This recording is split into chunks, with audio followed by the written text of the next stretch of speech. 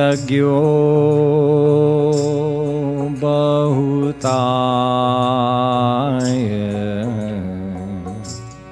तन मन रोग लग्यो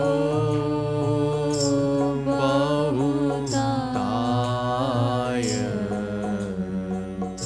तन मन रोग लग्यो बहुताय। तन मन रोग लग्यो बहुताय। सखी को देव वैद्य बुलवाय। सखी को देव वैद्य बुलवाय। पुनि पुनि उठती हुक हिय हाय। पुनि पुनि उठती हुक हिय हाय। पुनि पुनि उठती हुक हिय हाय। पुनि पुनि उठती हुक हिय हाय। हृदय गति हूँ, हृदय गति हूँ नीत बढ़ती जाय। हृदय गति नित बढ़ती जाय।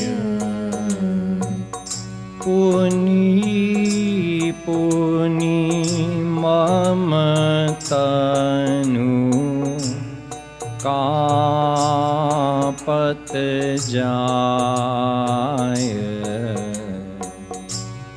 पुनि पुनि मम तनु कांपत जाय।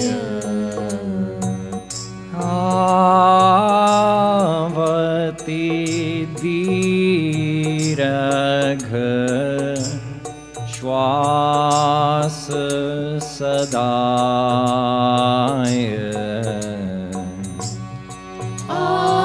आवती दीर्घ श्वास सदाय। और पीड़ा बढ़ती ही जाय। और पीड़ा बढ़ती ही जाय।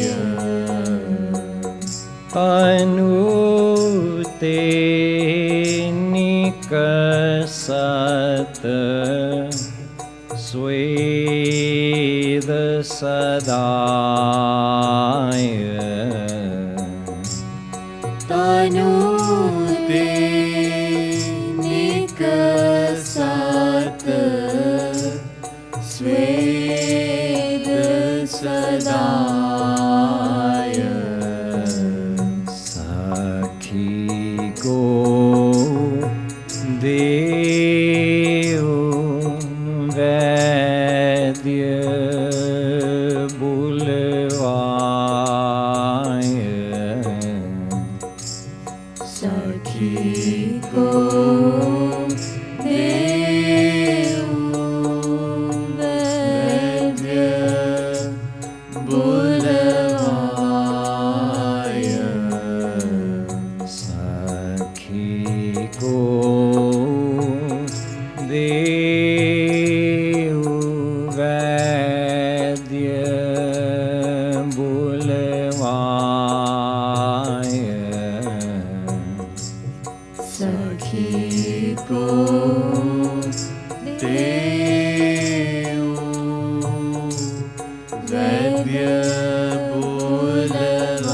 बुलवाय दीन नहीं चैन एक छीन आए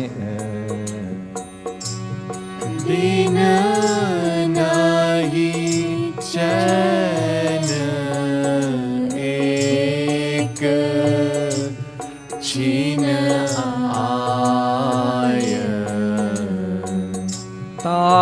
तारे गिन गिन रैन बिताए तारे गिन गिन रैन बिताय दीन दीन यह तन छीजत जाय दीन दीन यह तन छीजत जाय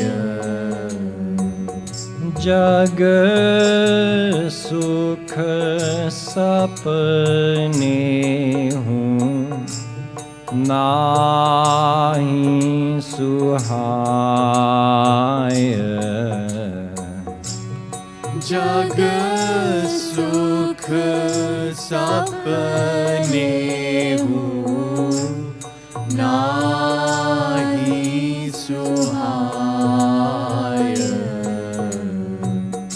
सुत पति संपत्ति को नहीं भाय सुत पति संपत्ति को नहीं भाय जगत काज उलटो जाय जगत काज उलटो जाय को कह तो ही उन्माद जनाय को कह तो ही उन्माद जनाय को कह भूत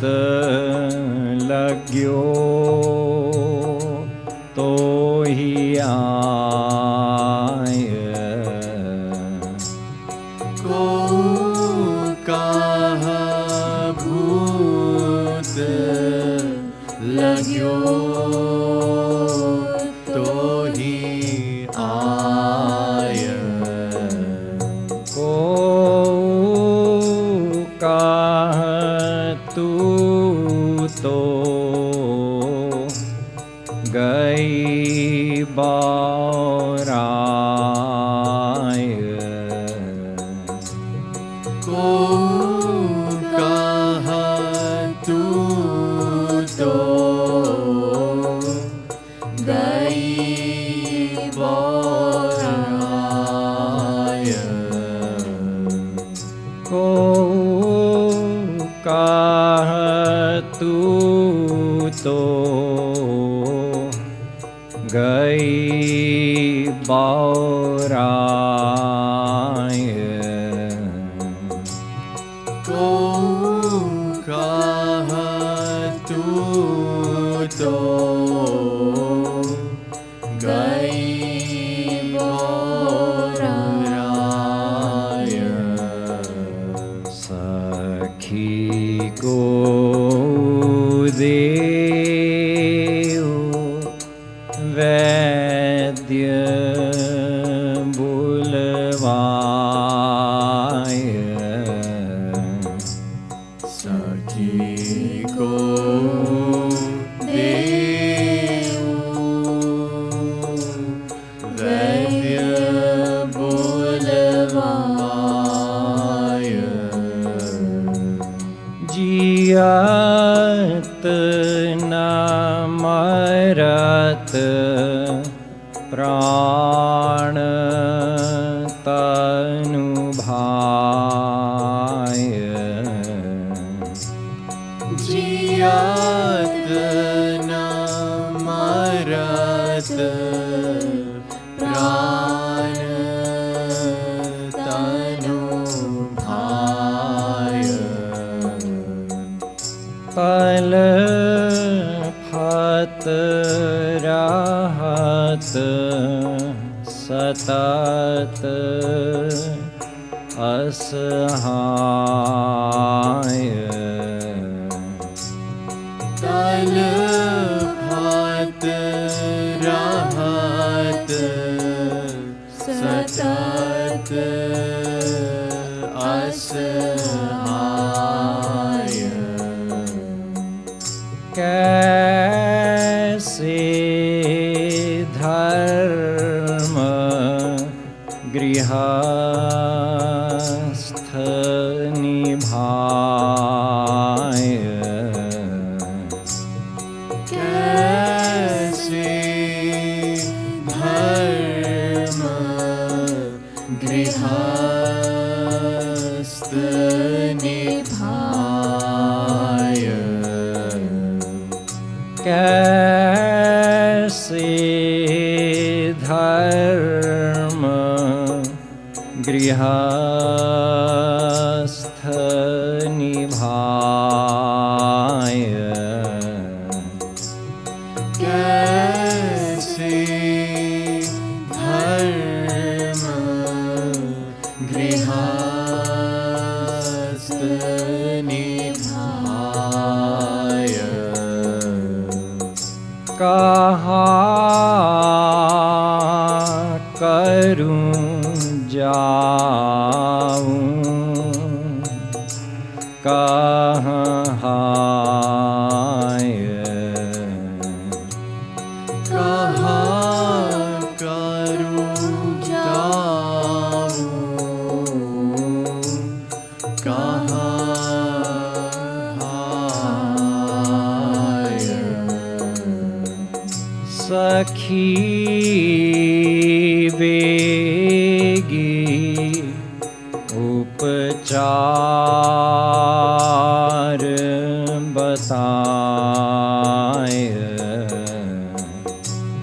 सखी बेगी उपचार बताए। सखी को दे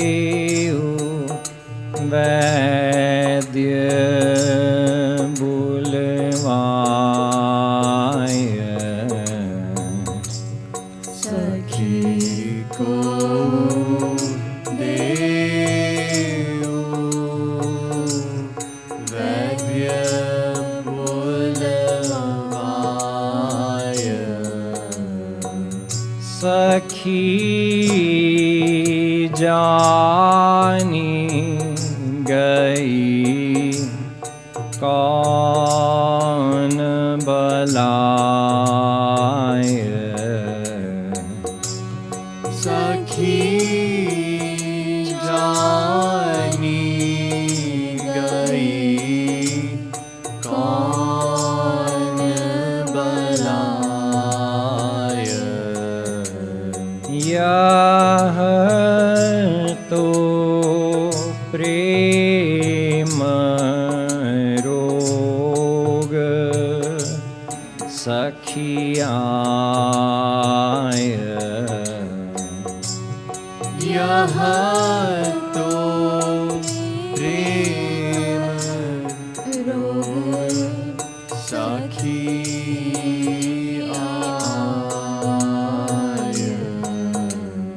या को वैद्य सोई बल भाय। या को वैद्य सोई बल भाय। वाणी ही यह रोग लगाय।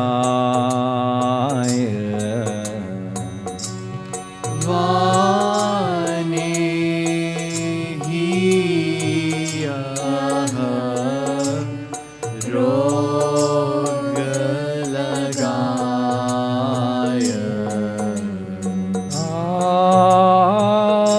औषधि वैद्य दो एक आय। औषधि वैद्य दो एक आय। यह तो रोग असाध्य बताय। यह तो रोग असाध्य बताय।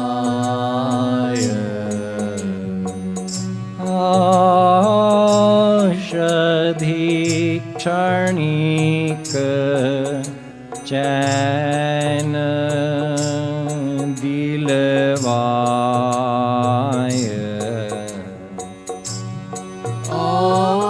औषधि क्षणिक चैन दिलवाय। वैद्य रोग को और बढ़ाय। वैद्य रोग को और बढ़ाय।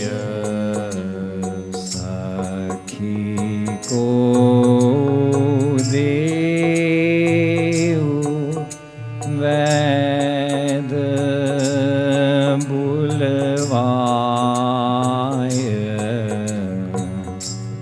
सखी को देव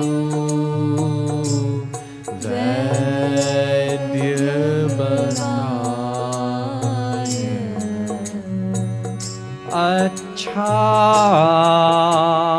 लाऊं वैद बुलाय। अच्छा लाऊं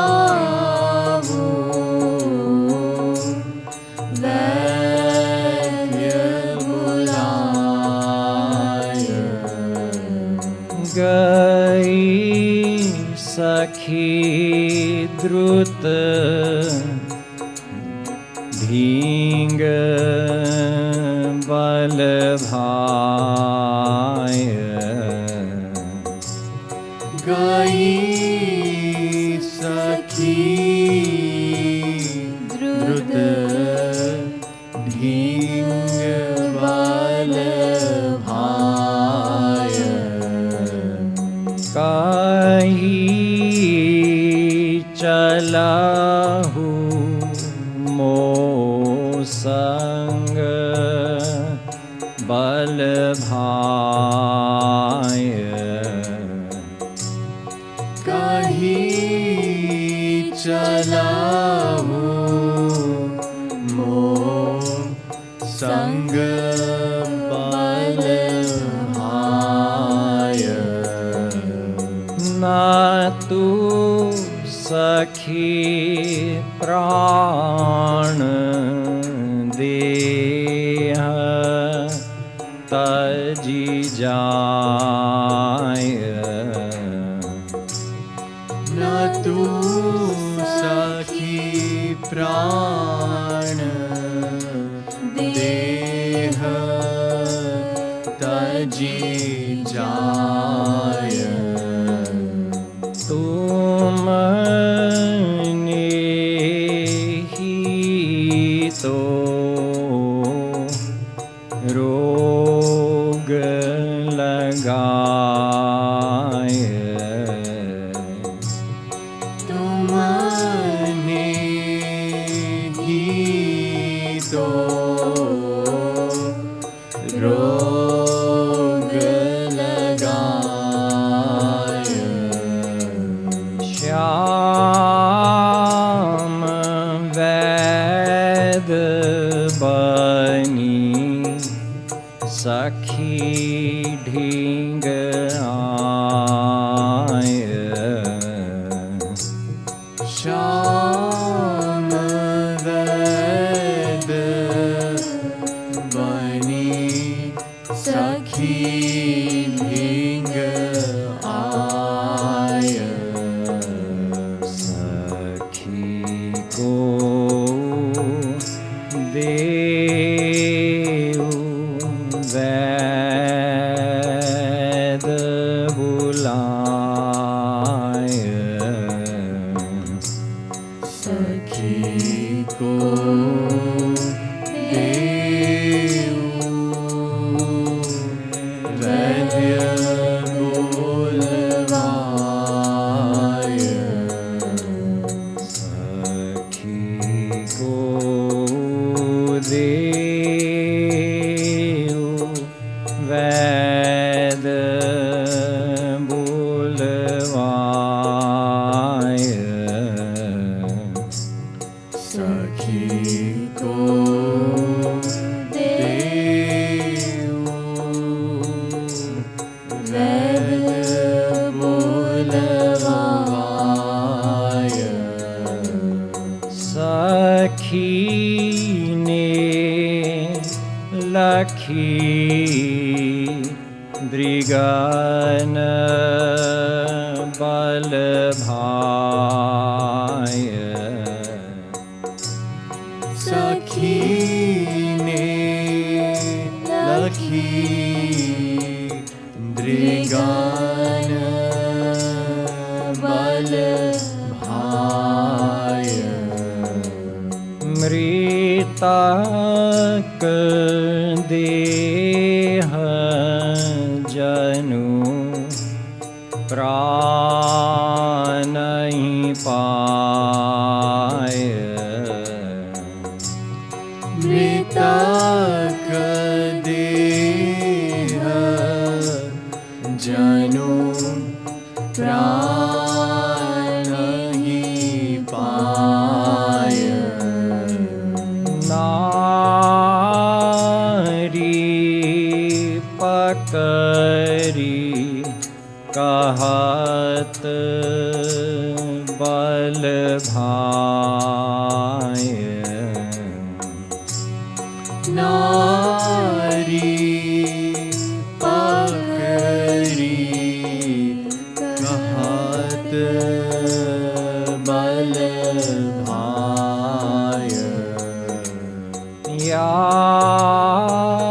को रोग कबहू नहीं जाए,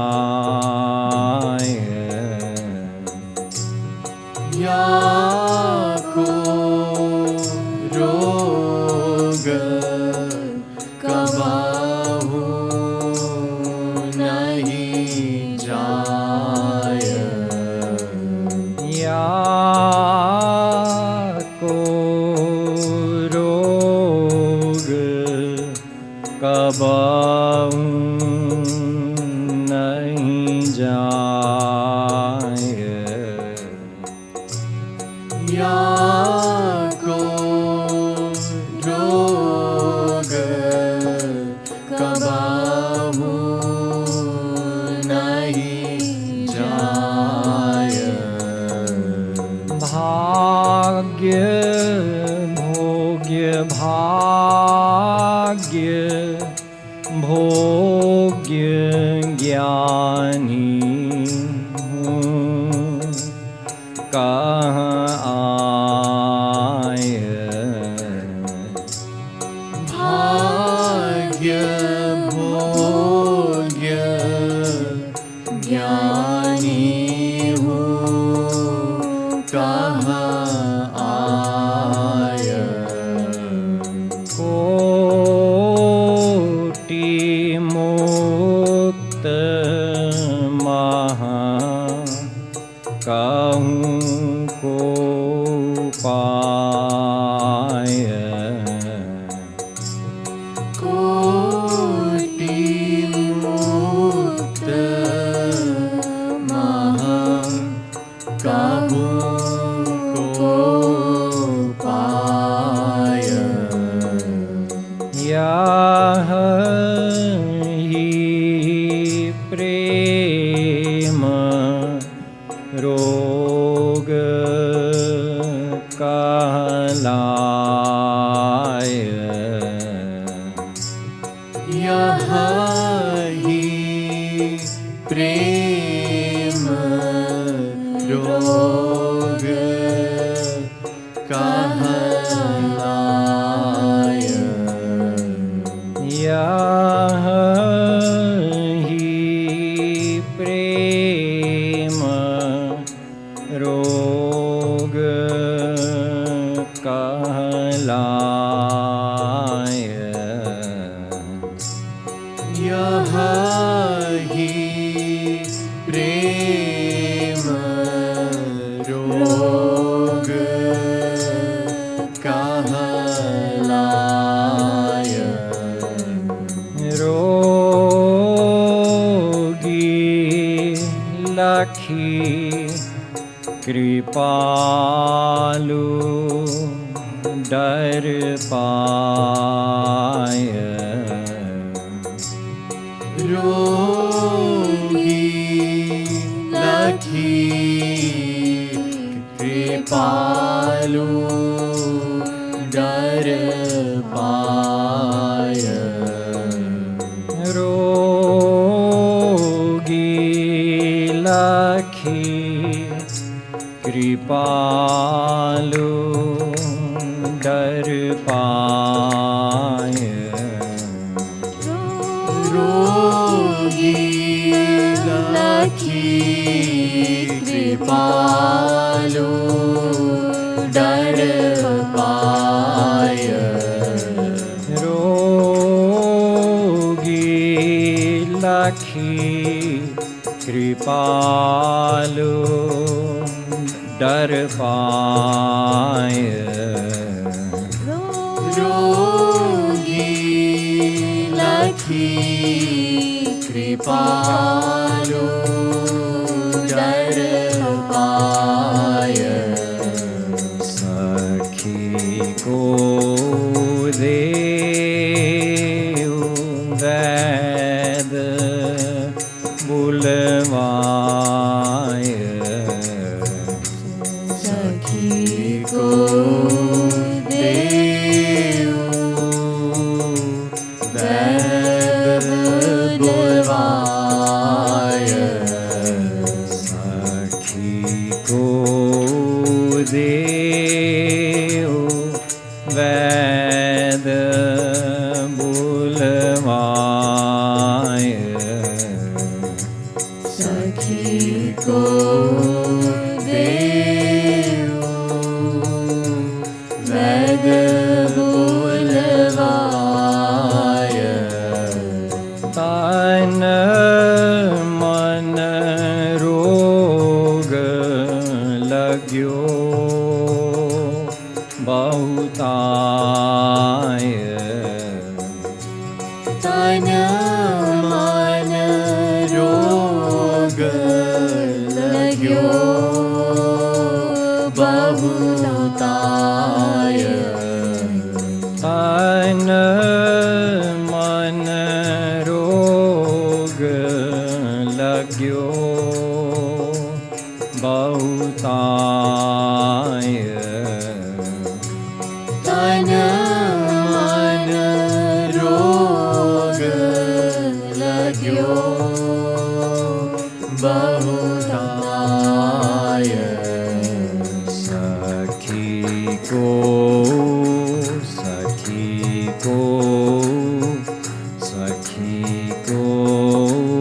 देव वैद्य बुलवाय सखी को देव वैद्य बुलवाय सखी को देव वैद बुलवाय सखी को देओ वैद बुलवाय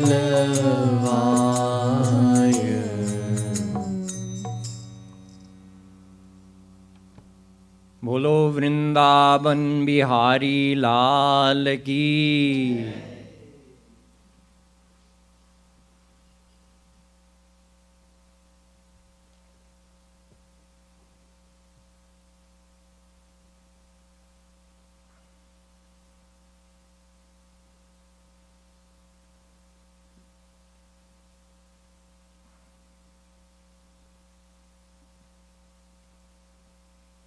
प्रथमं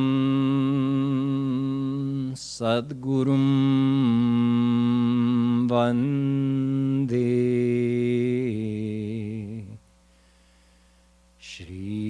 श्रीकृष्णं तदनन्तरं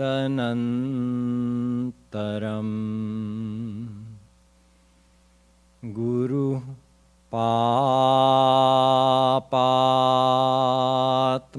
पापात्मनां त्रातां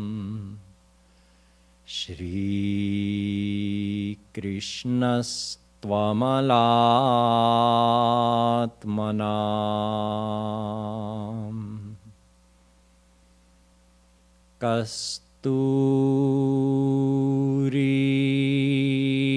कस्तूरीतिलकं ललाटपटले वक्षस्थले कौस्तुभम् नासाग्रे वर्मौक्तिकं करतले वेणु करे कङ्कणम् सर्वाङ्गे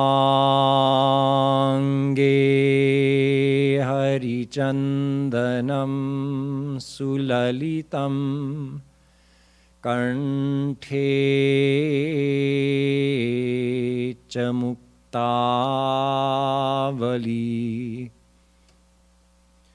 Gopastri Pariveštito Vijayate Gopal Chudamani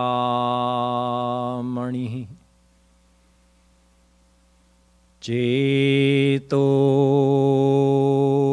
Darparnamarjanam Bhavamaha Davagni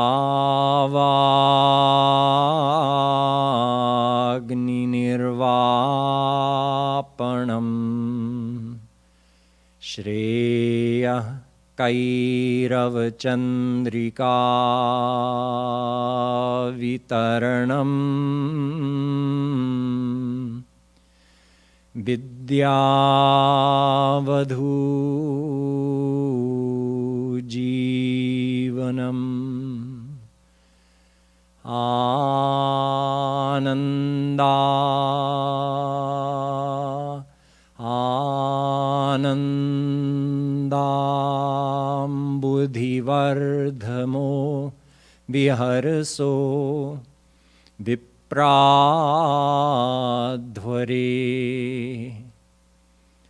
Aho Vakiyam Stankalkutam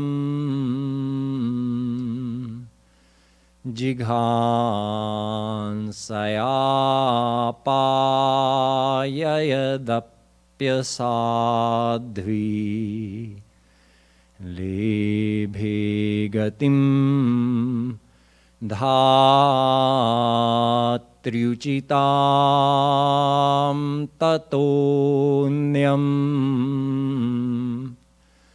Kam vadayalum sharanam vrajema Yo brahmanam vidadhati purvam Yo vai vedanscha prahinoti tasmai Tagvangha devamatma buddhi prakasham Mumukchurvai sharanamaham prapadye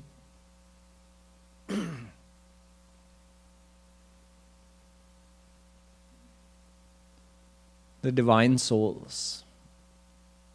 We've been learning about the philosophy of devotion through the 8 verses of Chaitanya Mahaprabhu Ji called Ashtapadi or Shikshashtak.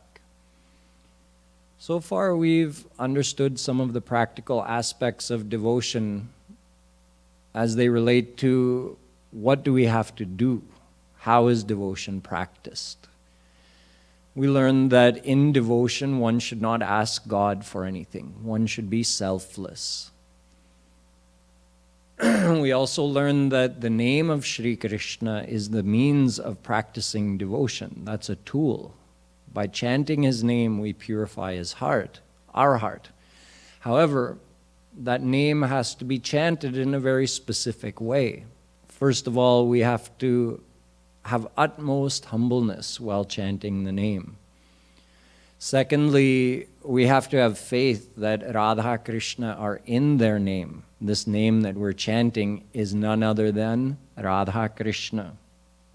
Thirdly, we have to practice Rup Dhyan while chanting the name. And fourthly, we need the grace of a guru in our heart as a catalyst to awaken true devotion in our heart.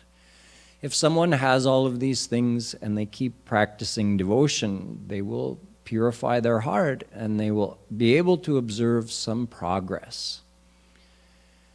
This path of devotion or the practice of devotion is called sadhana. And the path is called bhakti, so we call it sadhana bhakti. Sadhana means what you have to do, the practice, and bhakti means devotion. But there are actually three main types of bhakti. There is sadhana bhakti, bhav bhakti, and prema bhakti or siddha bhakti. Prema bhakti or siddha bhakti is the perfect divine devotion, which is actually not something that's practiced. That's Shri Krishna's power. His power of divine love, his power of divine bhakti. So that prema bhakti is received upon complete surrender when the heart of that devotee has been completely purified. Then, care of Guru, we receive that divine love power. So we understand prema bhakti, that we don't have to worry about other than understanding that's the ultimate goal. And when we receive that, we get the divine vision of Radha Krishna and we get to serve them forever in their divine abode. We understand that, and we understand sadhana bhakti, which is the practice we have to implement. What is the third one? Bhav bhakti is a stage that you enter into by practicing sadhana bhakti.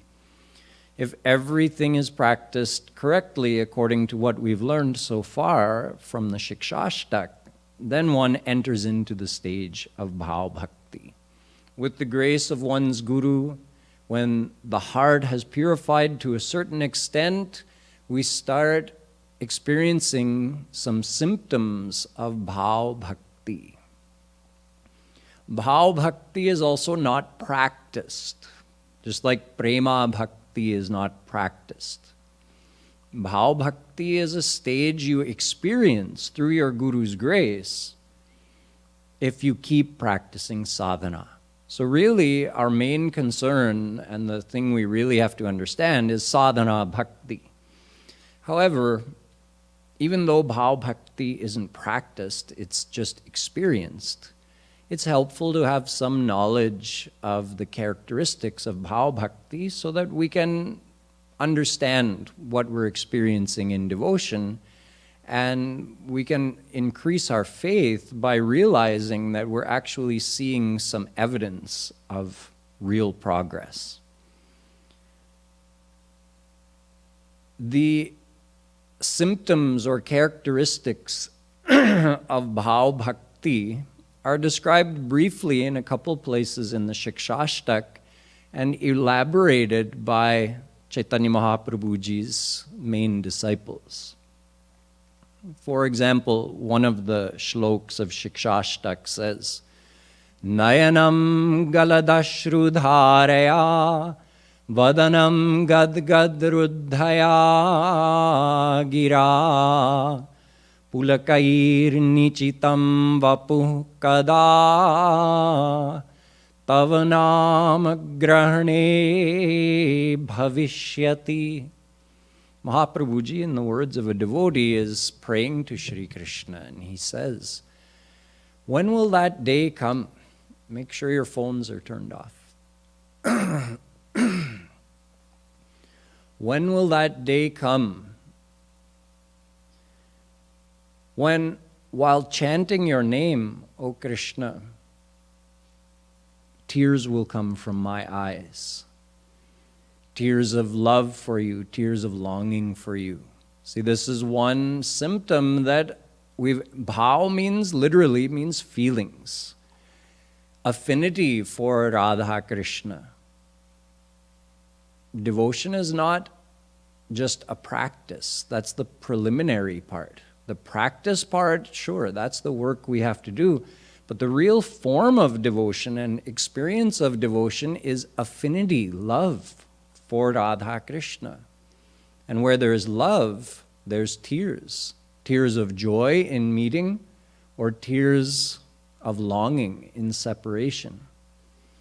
So the devotee may start to experience that. Mahaprabhuji is saying, oh Krishna, when will that day come when, while I'm chanting your name, tears will flow from my eyes?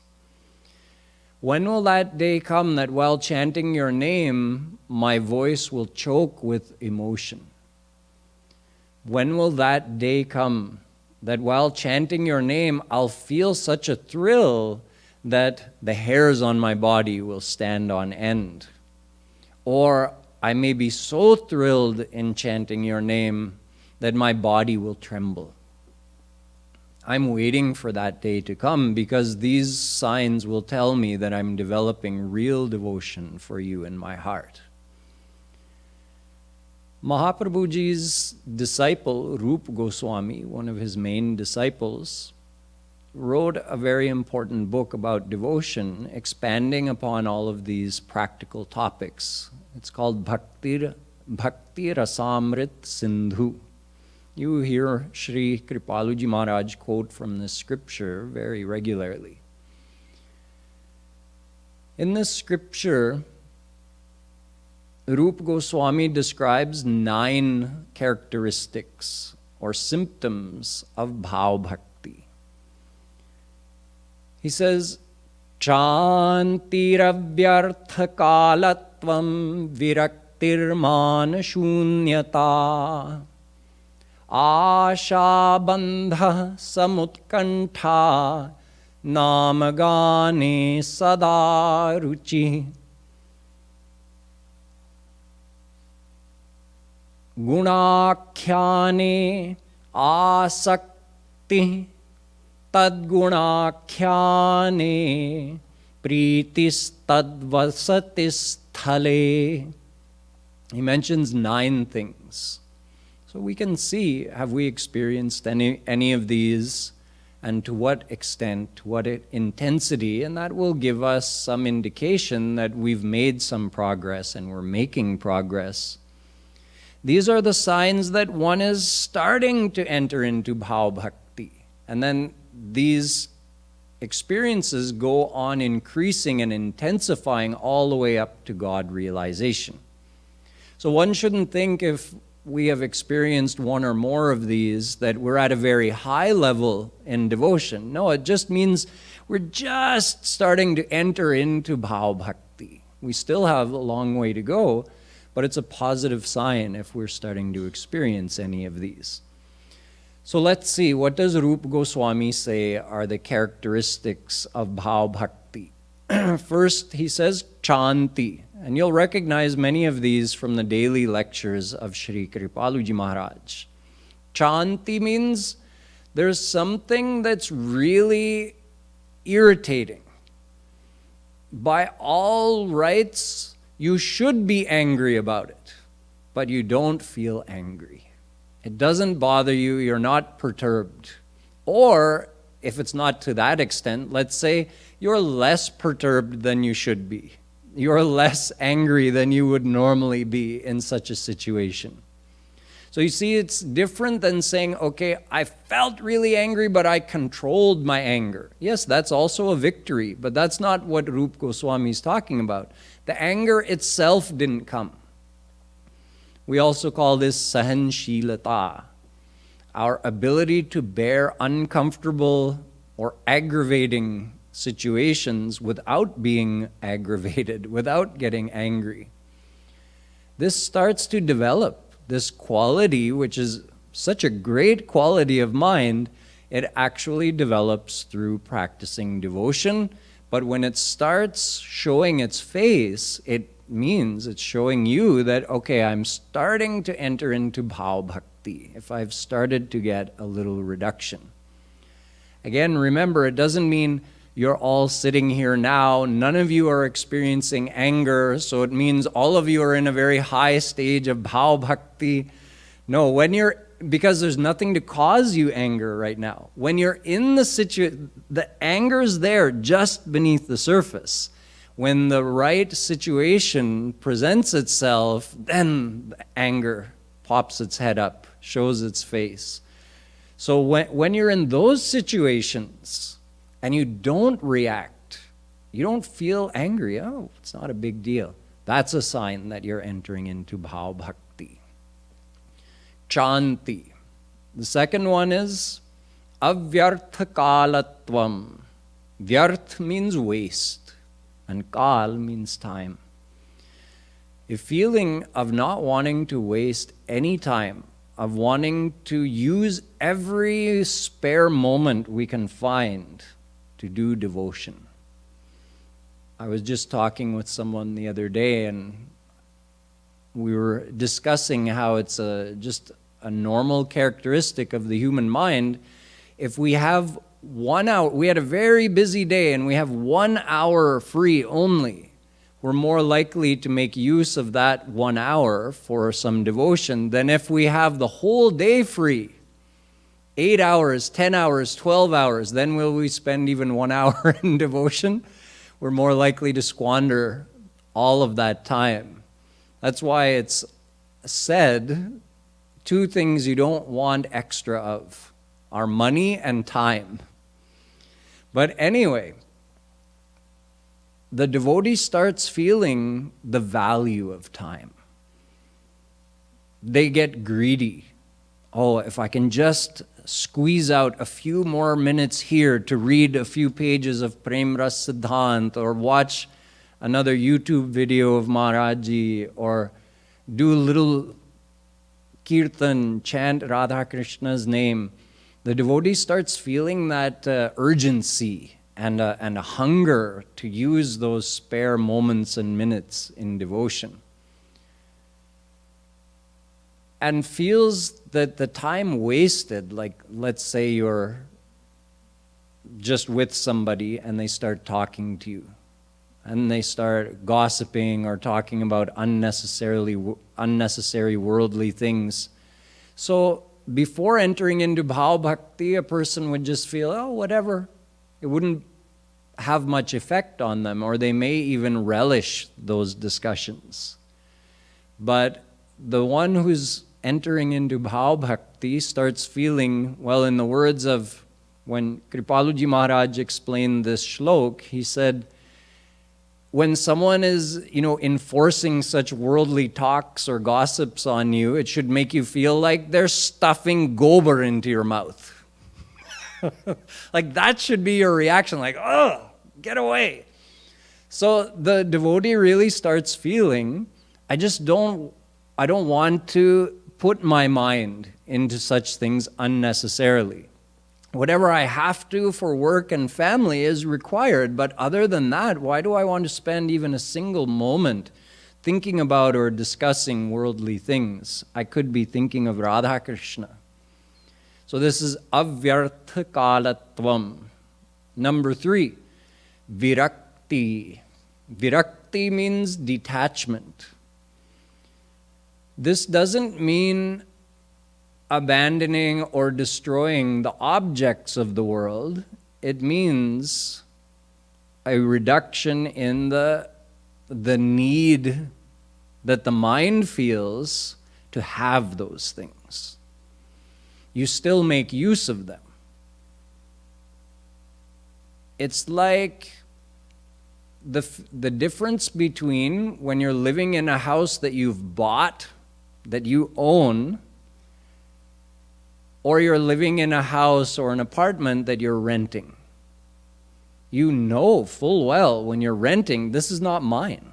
You still decorate it, you clean, you live in it, but you don't feel it's yours. But when you buy a house, whole different feeling. This is mine. Now everything you do has that emotional attachment to it. We need to live in a house, right? But do we need to feel that it's mine? That's the difference. So when we have virakti, it doesn't mean that we don't make use of things. We still may own a car, we may own a house. We have all the things of this world that we have to make use of. However, we don't feel that thirst and that greed to have them and own them and get more of them, and we don't feel that by getting them we're going to be happy. We still need them. Kripalu Maharaj says your body needs protein. You can get it by eating paneer, or you can get it by eating peanuts. One is gourmet and one is cheap and easy. Both have protein. So the one who has that virakti says, okay, today I got paneer, I'll eat paneer. Today I only got some dry peanuts, okay, I'll eat these dry peanuts. My body got what it needed either way. So this type of easiness starts developing in the mind. You just feel, okay, I got this, I didn't get that, it's okay. I got whatever I needed to keep my body going. That's virakti. That grip we have, I need this, I want this from the world, I have to have this, that starts loosening. We start being more easygoing and just looking more at our necessities, not at how can I enjoy and indulge in this world. So this is virakti. So Chanti, avyarthakalatvam, virakti, and the fourth one is manashunyata. That was last week's topic. Last week we learned we have to be more humble than a blade of grass, more forbearing than a tree, and instead of seeking instead of seeking respect from others, we should honor others and respect others. So here Rupa Goswami is saying man shunyata. You feel a total lack of that vain desire for others to appreciate you.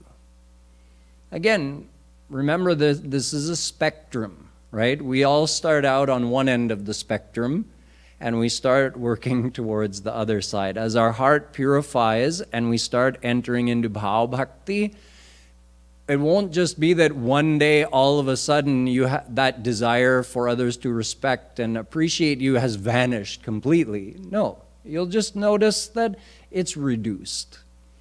That hankering I had, that others should notice me and give me respect, it's reduced.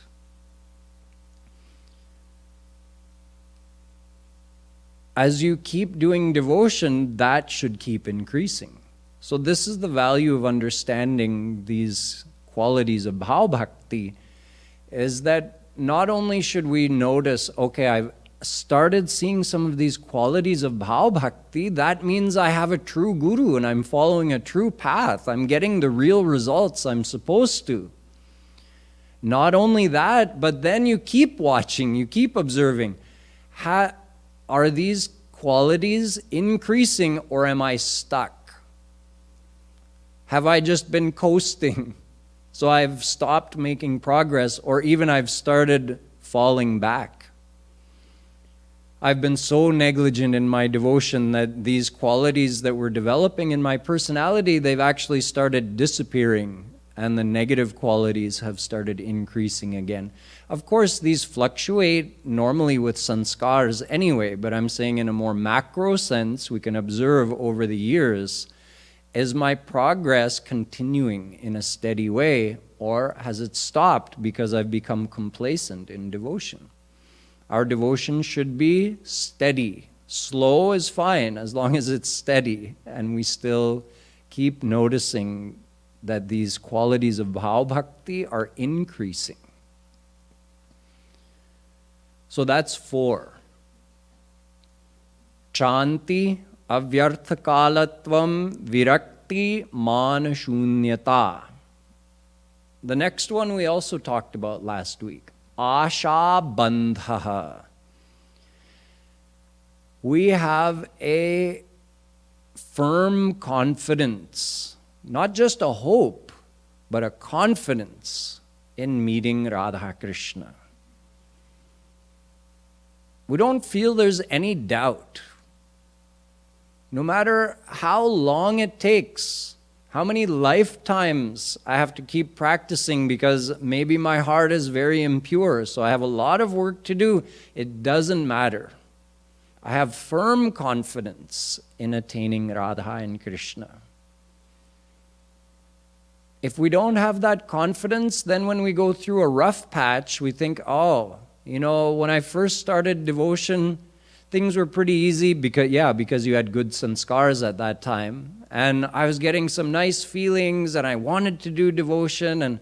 But now my mind is more attracted to the world and, it's harder. I'm not feeling as much bhav. Yeah, we all go through some tough patches like that when we have bad sanskars. But if you have that hope and confidence, then you say it doesn't matter. It's like you're digging a well and you go down 5 feet, and at first you were just digging through nice sand. Great. Then you hit a layer of gravel. So it starts getting tough. Then what do you say? Oh, this is too much work. Let me dig the well over there instead. This is what, if we don't have confidence, then we abandon the path. We say, oh, I thought this was it. It wasn't it. I'm going to try that instead. Or maybe you work hard, you break through that layer of gravel at 5 feet, but at 8 feet you hit bedrock. Now you're just chipping away and the progress is really slow. You put in a lot of work to get a tiny amount of progress. It doesn't matter. Keep going. If you give up, how do you know that the water wasn't just 1 foot, the next foot below that? You give up because it got hard for a little while and you say, oh, let me do this, let me do that. You keep wandering around here and there. You'll never hit water in your whole life. You'll keep digging shallow holes. So you have to be so firm in your confidence that this is the path, this is the Guru, and I'm going to reach Radha Krishna. So this is Asha Bandha. That's the 5th characteristic. The 6th one is Samutkantha. Just like Narad Ji says when he was describing bhakti, Tad vismarane paramavyakulateti. Narad Bhakti Darshan. A feeling of restlessness. When will I meet them? When will I see them? That burning desire that starts arising in the heart and it stays in the mind all the time. This is Samutkantha. Mahaprabhu Ji describes the ultimate extent of this quality in another verse of Shikshashtak when he says, Yugayitam nimeshena chakshusha pravrishayitam shunyayitam jagat sarvam govinda virahena me. He says, O Govinda, in your viraha, my longing for you is so intense that there are constant streams of tears flowing from my eyes to meet you, and every moment without you feels like a yug, hundreds of thousands of years. The whole world is like empty for me. Nothing has any interest. To get some idea what this level of longing is like, think about this story that happened where one time a disciple asked their master, when will I meet Krishna? His master said, we'll discuss that later. Right now I'm going to have my bath down in the river, so why don't you also come and wash up?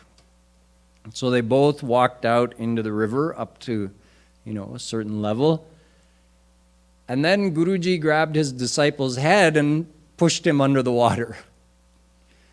So the disciple, was thinking, what's Guruji doing? I don't know. He's surrendered to his Guru, so he's not fighting back or anything. But then Guruji kept holding him under longer and longer and longer until he felt that if I don't get a breath in the next second, I'm going to lose consciousness and I'm going to die. I'll drown here. So just when he was on that verge of collapse and unconsciousness, Guru led him up. And as he emerged and he filled his lungs with oxygen, he regained his composure, and then Guruji said to him, you know how much you wanted that breath? Could you think of anything else? Were you thinking of tasty food for dinner? Were you thinking of your favorite TV show? Were you thinking of any person that you're attached to? No. All you could think about was that next breath. When you get to that extent of longing for Krishna, that's when he'll come to you. So that's something, again, we start feeling first very vaguely. When we first start this path, we may not even feel much at all. Oh, I could meet Radha Krishna? Okay, sounds good. But then as the devotee's heart purifies, that starts meaning more. If you had been separated from your mother at birth, and then you found out where she lives, and you plan a trip to go and meet her, so while you're waiting for that trip to go and meet your mother, wouldn't you be thinking and getting excited, oh, I get to meet my mother, I get to meet my mother? It's not just, oh yeah, I get to meet my mother, right? So we're like that in the beginning, oh, I could meet Radha Krishna, okay, yeah, it's so intellectual, it doesn't have any emotional connection for us. But as we enter into Bhav Bhakti, it starts to mean something. Oh, I could meet Radha Krishna? That's the beginning of longing. Then it goes on growing until there is no space for any other desire. That's the only thing occupying our heart. And as Mahaprabhu Ji said, in that state of longing, even a moment passing feels like hundreds of thousands of years. That's the extent of longing that we'll go to. So we know we still have quite a ways to go, but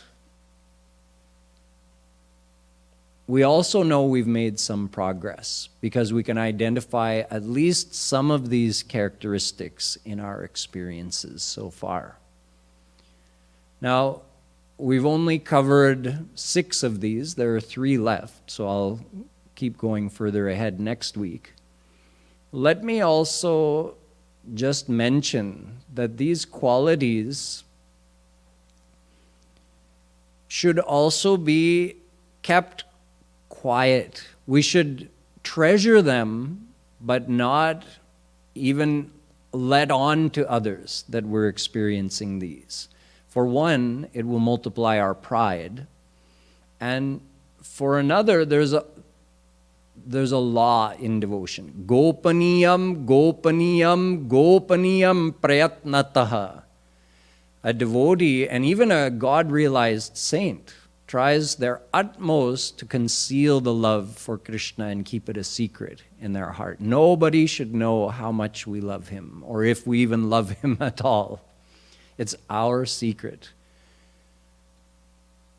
We were just singing a kirtan, and in that kirtan you'll notice that the gopi was displaying all of these signs of love for Krishna, but of course she's at a divine level, so it's multiplied infinitely more than what we've ever experienced. And in there the gopi is saying, oh, I'm unable to perform my household chores correctly, and I can't follow family dharma at all because my mind is completely consumed with this love and longing for Shri Krishna. So we shouldn't make any mistake of thinking, oh yes, I'm like this gopi, so I'm also, I'm washing the pots in the kitchen here at Radha Madhav Dham, but I'm so absorbed in my love for Krishna that I can't wash them properly. Nahi, wo nahi chalega.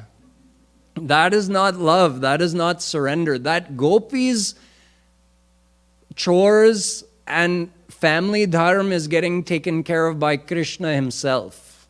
That's what he means by yogakshemam vahamyaham.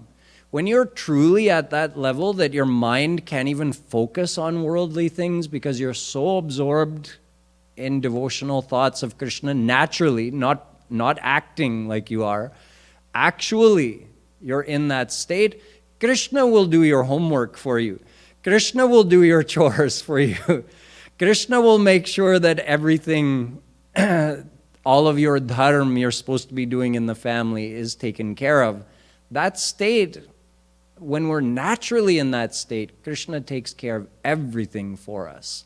But we shouldn't think that carelessness is allowed in devotion. Oh yes, I can just be thinking of leelas of gopis and Krishna while I'm cooking dinner for the devotees and God knows how it turns out. No, you're not surrendered to Krishna, you're just being careless. So we shouldn't feel like, oh yeah, I can also behave as a gopi. No, you have to make full effort to perform all of your worldly work and devotional service fully and carefully and properly. But if we ever do reach that stage like that gopi, then we shouldn't worry. Krishna will take full care and do everything on our behalf for us. So this week we understood 6 of the characteristics of Bhav Bhakti as explained by Chaitanya Mahaprabhu Ji and elaborated by his disciples. Next week we'll go further ahead in this topic. Boliye Vrindavan Bihari Lal Ki. So we have a few questions this week. This is an interesting question from Bhakti Ras. So this devotee is asking, if one has intense attachment to any person, whether it be an ordinary person or a saint, does it come from the past life's attachment to that particular individual, or is it something else? In other words, do we get love or do we get attracted to the same individual again and again in every life? Now, there are a couple of principles that we have to consider to understand this question. Number one is we are reborn in the field of our attachments. So we are likely to be reborn near or around the people that we're attached to. Let's just take ordinary people, not saints. Whomever you are attached to, yes, you will probably be born near them in your next life. Whether that's in a human form or in any other form, that depends on your karma. We could be born as an animal or an insect or a plant also near the person that we're attached to, not necessarily as a human. Or we could be reborn as their child or their grandchild or anything like that. So we're reborn near them, sure. But is our attachment to them carried over into the next life? No, because souls don't recognize souls. Your soul doesn't recognize that person's soul. There's no such connection. Our soul is eternally related to Shri Krishna. Now, in your mind, you may have created some sanskars that make you predisposed to like certain personalities or certain characteristics, right? We have our own likes and dislikes. That's because of our sanskars that we created in the past life. So you may be attracted to a certain type of person due to those sanskars. But there's not an automatic, like you don't recognize a connection with a particular person instinctively based on even if you were with them in your last life. That connection is not there. Your mind doesn't remember being with them. Your mind just has certain likes and dislikes that predispose you to like a certain type of person or dislike another type of person. But you can still be born around that person and establish another relationship in your next life, but neither of you will remember that you were related in the previous life, and neither of you will remember whether you loved each other or hated each other in the past life. Now, when it comes to saints, because the saint and Shri Krishna are one and the same, of course, there is a soul connection there. Yavat papayistu malinam Hridayam tavadevahi na shastre satyata buddhi sadbuddhi sadgurau tatha. Vedavyasji says, the more pure one's heart is, the more they're attracted to automatically, attracted to a saint. Sadbuddhi sadgurau tatha. The more pure your mind is, the more automatic and strong that attraction is. So that is a direct soul attraction. Your soul recognizes this is a divine personality, but that's being filtered through your mind. So if the mind is very impure, nothing gets through. no attraction to the saint. The more pure the mind is, the more strong that attraction is. So yes, we can have an instinctive attraction to a saint if our mind is more pure, but we don't have an instinctive attraction to any person in this world. We just have certain likes and dislikes. So we feel like, oh yes, this clicks.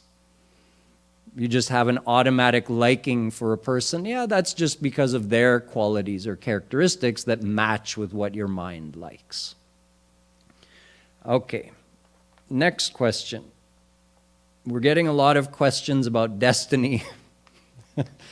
Is the cause of death predetermined just like the time of death is? So they're acknowledging that we've mentioned in previous weeks the time of death down to the second is predetermined. It's already decided at the moment of your birth when the moment of your death will be. So is the cause of death also predetermined? Not necessarily, because again, coming to the example of suicide, since we have free will, someone could commit suicide, but they weren't destined to commit suicide because that's a free will action. If it was their time to die, they'll be successful, and if it's not their time to die, they won't be successful. If it's their time to die and they didn't commit suicide, they'll die by some other way. So the method of death is not necessarily predetermined, but the time of death is. Are fatal diseases like cancer predestined? Health is a very complex subject because there are definitely certain diseases that we get that are in our destiny. There's nothing we could have done to avoid them. However, even a disease which was destined to happen to us could be exacerbated if we're not living a healthy life. We may have been destined to have a disease that would cause a certain level of suffering for us and last for a certain amount of time, but maybe we were careless and we said, oh, this disease is probably destined. Why should I get treatment? Why should I eat right? Why should I exercise? Health is destined. No, certain things are destined. So you had that disease, that was in your destiny, but maybe it lasted longer or it got worse and there were other complications because you weren't living a healthy life. Then, of course, there are many diseases we get that aren't destined. They're just the outcome of our own carelessness, our own lifestyle. So there's really no way to know, except in certain extreme circumstances. Like, okay, if you have a genetic condition, obviously, that's destined. An accident, that's destined. But some diseases, some conditions, you can't tell. Is it your destiny, or is it because I just didn't live a healthy enough life? We don't know, and it really doesn't matter, because in either case, what do you have to do? Live as healthy as you can right now. So it really doesn't matter whether we know if it's destined or not. And I believe I had one more question here. Yes. So Shubham is asking that Vedas say whatever bhakti you have towards God, you should also have towards Guru. Yasya deve para bhaktir tatha deve yatha deve tatha gurau. Shvetashvatra Upanishad says, whatever bhakti you have for God, you should have for Guru. So Shubham is asking, does that mean if I have madhurya bhav bhakti towards Shri Krishna, then I can have the same towards Guru as well? I'm asking about this because I consider myself as a servant of my Guru. So of course the servant bhav is called dasya bhav.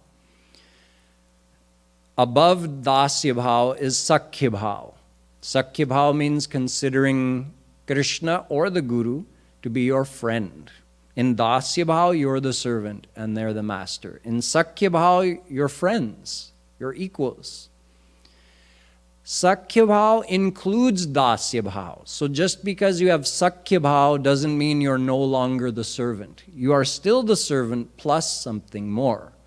Beyond that is Vatsalya Bhav, where you feel you have parental love for Krishna or the Guru. You're my son, you're my daughter. You feel that in your heart, that affinity. That's Vatsalya Bhav, which includes the feeling of Sakhya Bhav and includes the feeling of Dasya Bhav. And Madhurya Bhav is considered to be supreme because it includes the feelings of all the Bhav in one. So just because you're adopting the feelings of Madhurya Bhav doesn't mean that's exclusive of Vatsalya Bhav, Sakhya Bhav, or Dasya Bhav. No, it's the exact opposite. It includes all those sweet relational feelings. So even if you love with Madhurya Bhav, you are still a servant, but you're adding in all those extra, deeper feelings of attachment as well. So yes, no matter what bhav you adopt in your devotion towards Radha Krishna, you can also practice the same in your Rup Dhyan for Guru. So that's all for the questions today. We'll continue with this next week, and now we can have the Arti.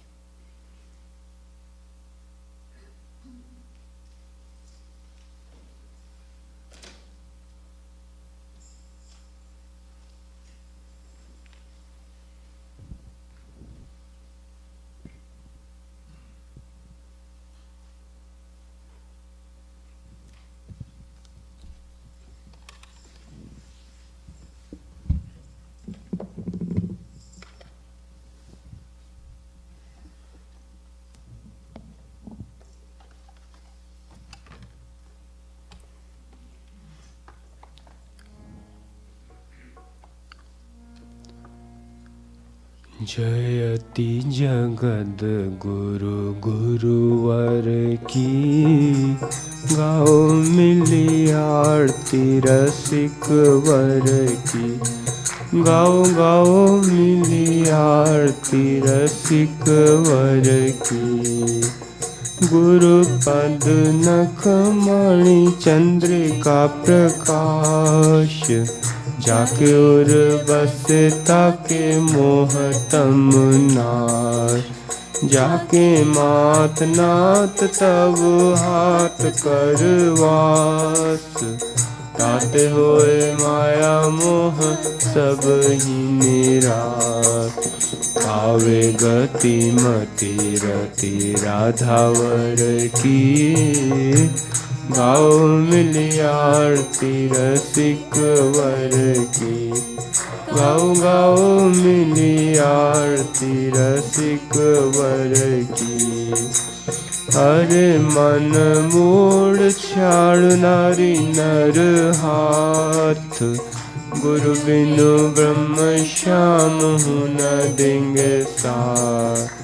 कोमल कृपालु बड़े कृपा सिंधु नाथ, आगे ने आज तू अनाथ हो सना। इन्हीं के अधीन कृपा गिरधर की, गाओ मिली आरती रसिक वर की। गाओ गाओ मिली आरती रसिक। भक्ति योग रस अवतार अभिराम, कर निगमागम समन्वय ललाम। श्यामा श्याम नाम रूप लीला गुण धाम, बाट रहे प्रेम निष्काम बिनु दाम। हो रही सफल काया नारी नर की, गाओ मिली आरती रसिक वर की। गाओ गाओ मिली आरती रसिक वर की। लली लाल लीला का सलोना सुविलास, छाया दिव्य दृष्टि विच प्रेम का प्रकाश। वैसा ही विनोद वही मंजू मृदुहास, करे बस बर बस उच्च अट्टहास।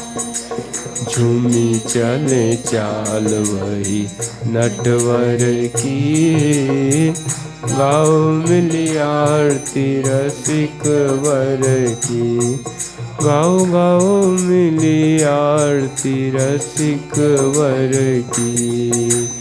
जयति जगत गुरु गुरुवर की, गाओ मिली आरती रसिक वर की, गाओ गाओ मिली आरती रसिक वर की।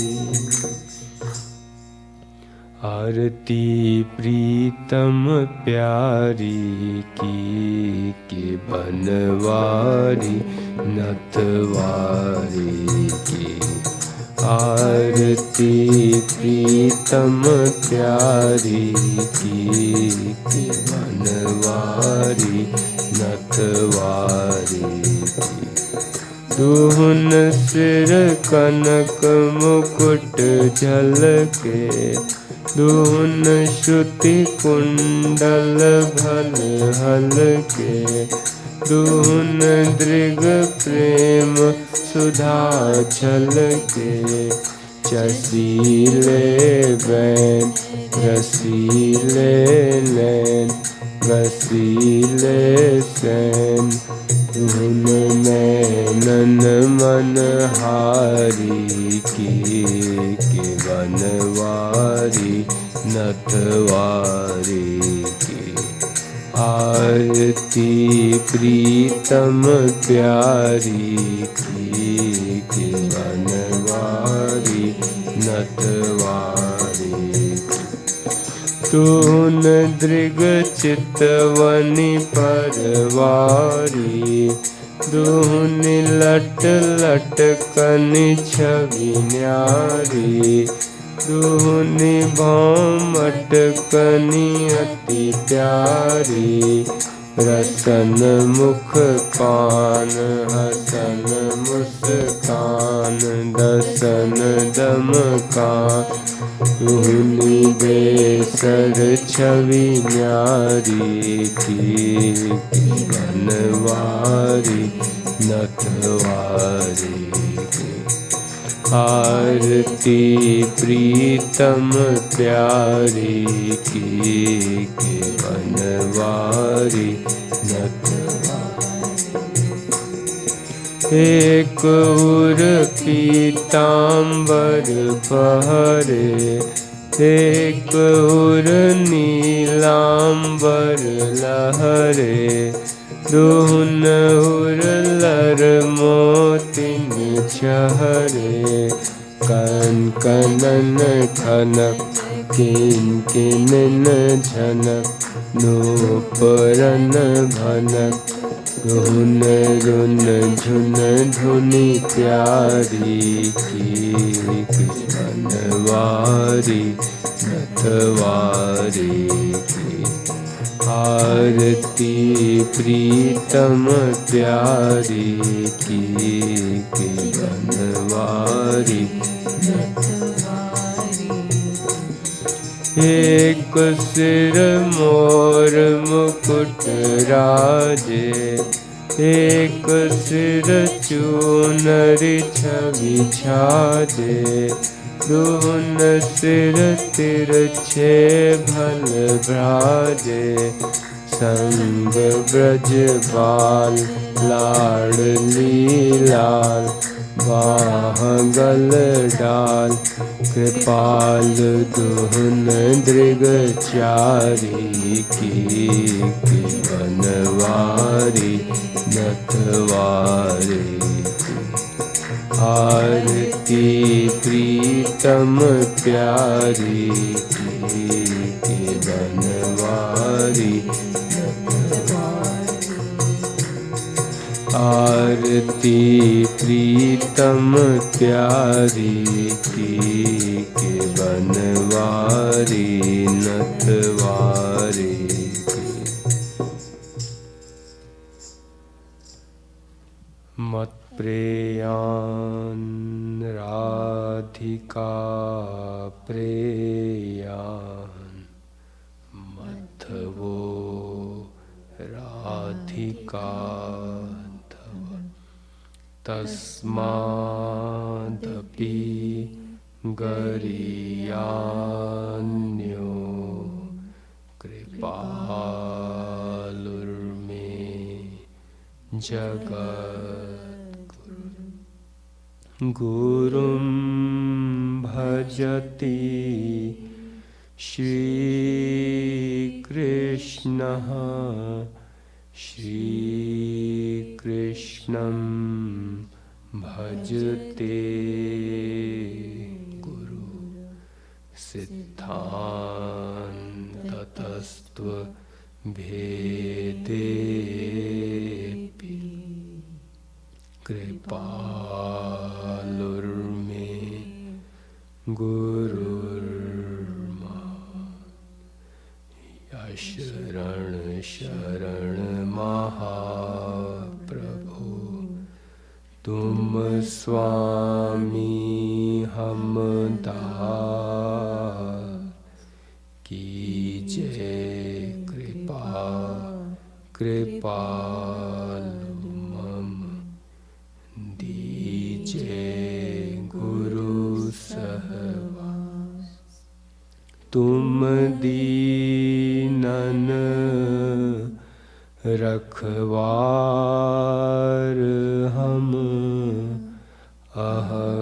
अहंकार अवतार अस करु कृपा कृपालु अब दीन बनु सरकार हो ऐसो हो पतित जो पतित नापुहिमा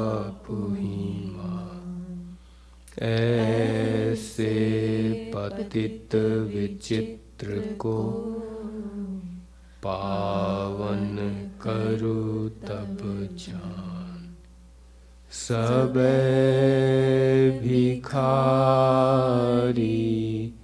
जगत के जेतिक नाते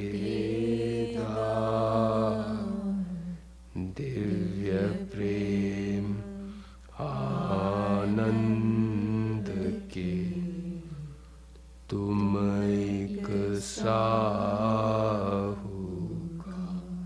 बोले अनंत भूमंडलाचार्य की जय। जगद्गुरु श्री कृपालु जी महाराज की जय। श्री रासेश्वरी राधा रानी की जय। श्री राधा माधव धाम की जय। श्री भक्ति धाम की जय। जय जय श्री राधे जय जय श्री राधे जय जय श्री राधे।